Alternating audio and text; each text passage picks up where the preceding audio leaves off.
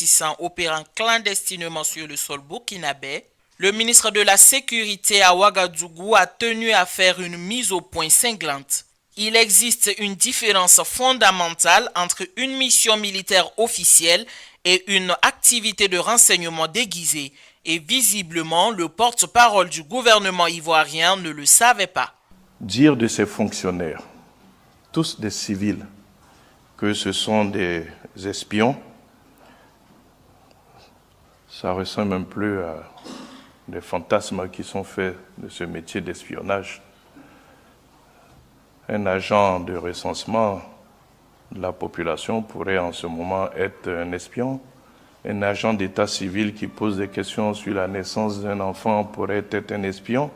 Ce sont des civils qui faisaient leur travail de recensement de réfugiés pour que ces réfugiés puissent bénéficier de l'assistance de l'État.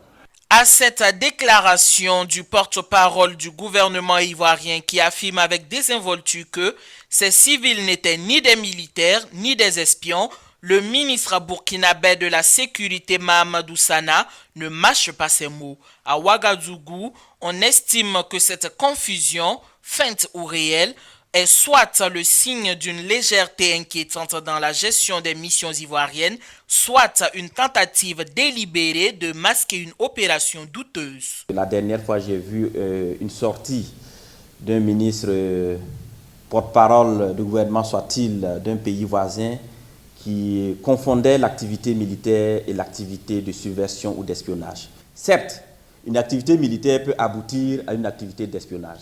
Mais toute activité d'espionnage n'est pas une activité militaire. Voilà. Donc, je veux dire ici par là que l'espionnage peut être fait par des civils. Tout dépendra du milieu cible, identifié bien sûr par celui qui a commandité l'action.